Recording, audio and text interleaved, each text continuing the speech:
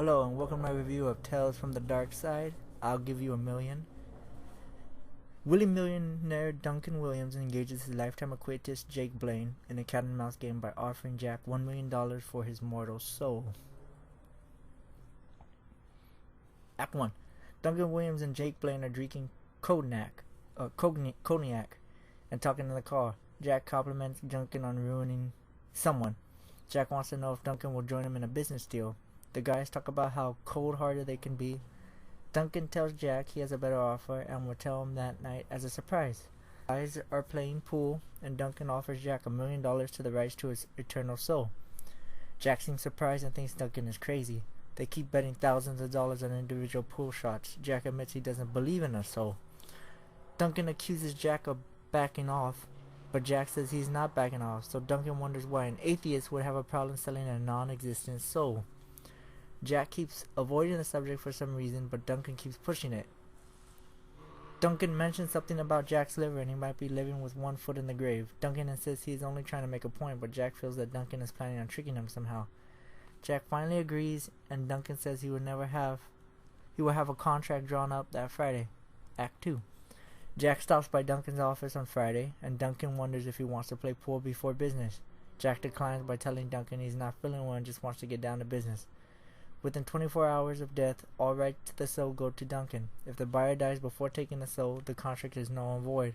The only exception is that if the buyer dies of foul play, the million has to be paid back with interest. Duncan insists he is doing this only for protection because Jack may have previously been avoided with a homicide. They sign the contract, and Jack says it is the easiest million he'll ever make. Jack Carr pulls up to Duncan's house and they speak. Jack saw the doctor and he only has 2 months left to live. Jack's liver is bad. Duncan offers him a drink anyway. Jack wants to forget about the soul agreement, but insists he does not believe in the soul. Duncan agrees and also accepts to get his million back. Duncan is in his bedroom and gets a telegram for Jack. Jack offers the original million plus another million in exchange for his soul. Duncan admits that this was the most fun he has ever earned $1 million.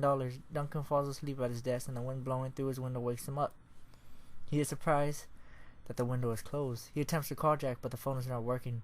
Duncan takes the contract in his bedroom and sets it on his nightstand. Jack's housekeeper calls and says she has bad news.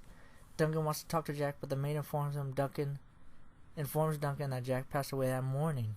Act 3. The maid informs Duncan that the telegram was not sent until after Jack died, which fulfills Jack's end of the contract. The maid hadn't called because she had to get Jack cremated first. Since the 24 hours have passed, Duncan is now the official owner of the soul and is unable to get the $1 million. Duncan hears some noises and thinks prowlers are in the house. After the phone line goes dead, he grabs his gun and looks through the house. Upon opening the door, Jack's ghost, which looks like a corpse, is standing in front of Duncan with a vial containing a green substance in it. Jack tells Duncan that the soul is his and Duncan has to take it. He insists that he is coming, and if Duncan does not take the soul, since possession is 9/10 of the law, he will get the soul. Duncan attempts to burn up the contract, but his lighter won't work. Duncan has a heart attack and dies. The devil shows up and finds the contract. He reads the clause: if the buyer dies before taking possession of the soul, the contract is null and void.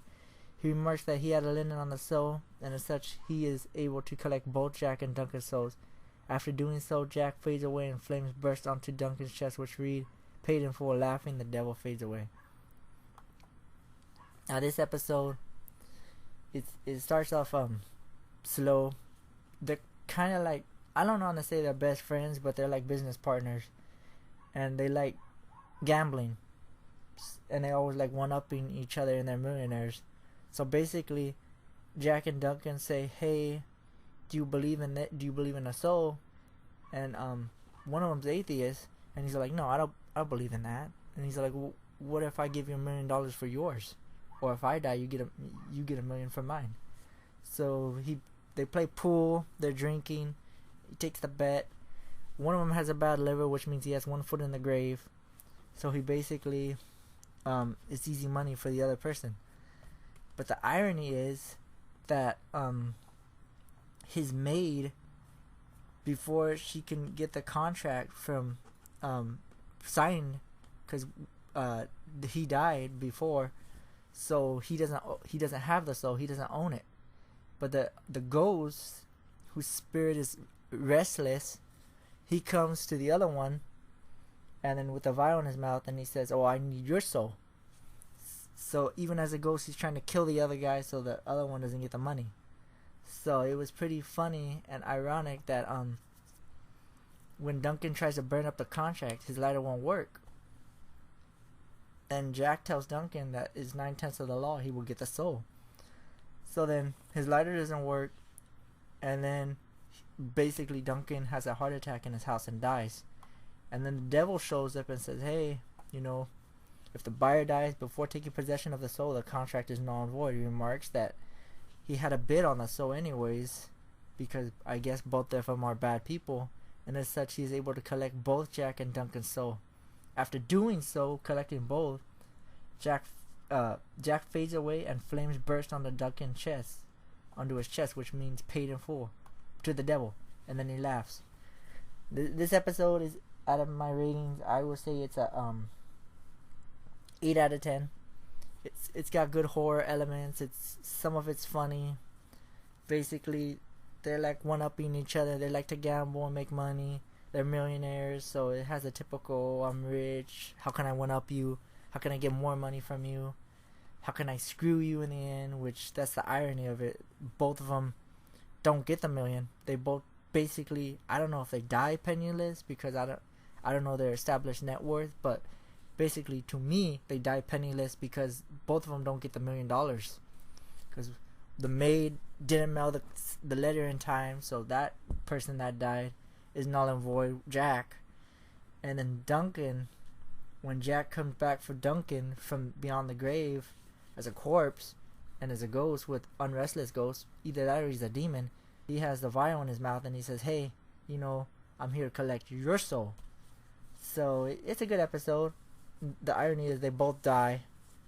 It doesn't say how Jack dies, but I'm assuming he's alcoholic and his liver goes out because he drinks a lot. But Duncan dies of a heart attack. And I like this. It was a good episode. Rated 8 out of 10. I hope you enjoyed this video. Thanks for watching. Comment, rate, and subscribe. And remember, I love you 3000.